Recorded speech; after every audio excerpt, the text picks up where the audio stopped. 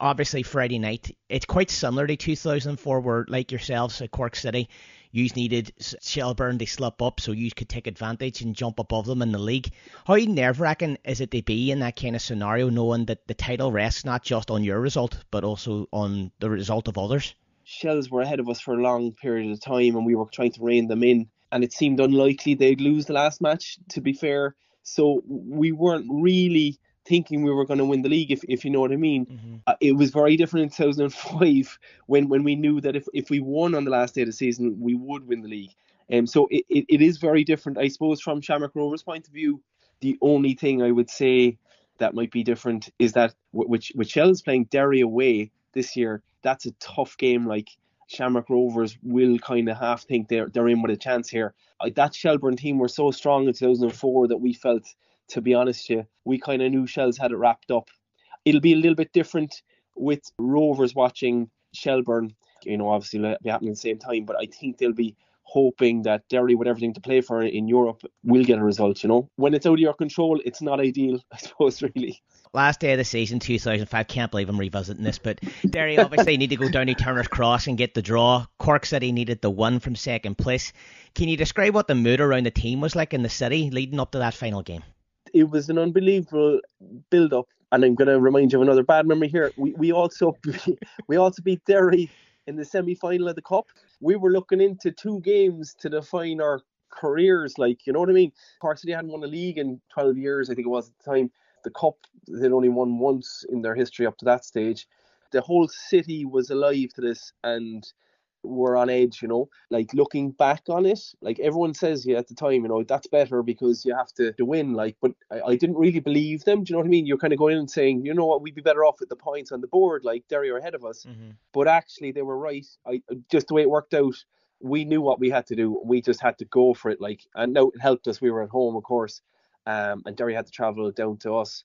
The place just, we hit the ground running on the night. We put in a good performance and thankfully we won that, even though we lost the cup. I suppose in our heads we felt we were the best at that point.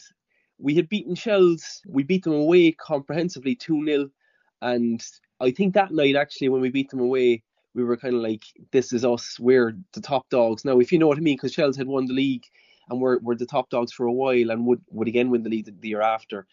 But then Derry, not out of the blue, because they've been doing very well and did a brilliant squad, right? A fantastic squad. Derry really put it up to us after we thought we'd knocked Shells out of the running. I will say though, the psychological feeling now it might be retrospect, but I do think we all felt in 2005 when we won the league, we were there to win it. We weren't there for second place, weren't for anywhere else. We were ready, and luckily it transpired that way. Damien Richardson came in as manager in 2005.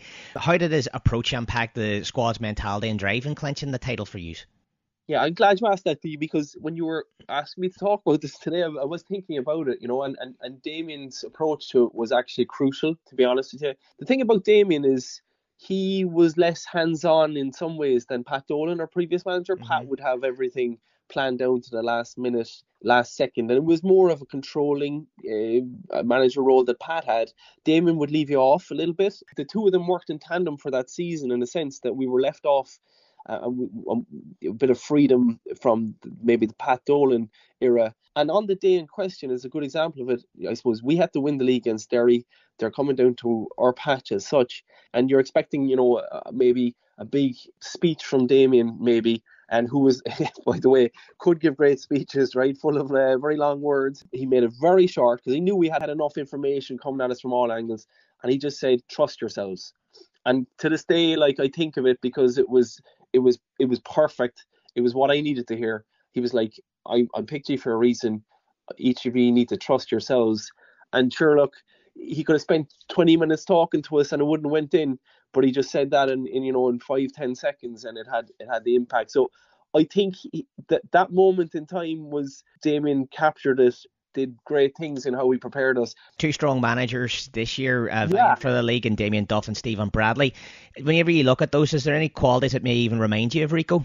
Duff has been very refreshing, right? And I think everyone who's League of Ireland is delighted that he came to the League of Ireland and has, I suppose, been the person that he has been, which is really humble. We've had managers in the past who think they're above the League of Ireland, who maybe came from lesser places than Damien. Like Damien Duff pretty much, was top level football with Chelsea, like really, really top, obviously. I think he's actually infused the league and the supporters and also the non-supporters with a respect that it's always needed. The only thing I see with him and Damien is Damien would sometimes lose the run of himself.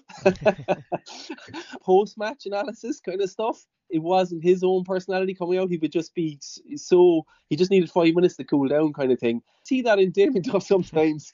And it's not necessarily a bad thing. It's just, they're fully impassioned in the game. Bradley, I've just been impressed with Bradley for a long time. I think he was under first pressure.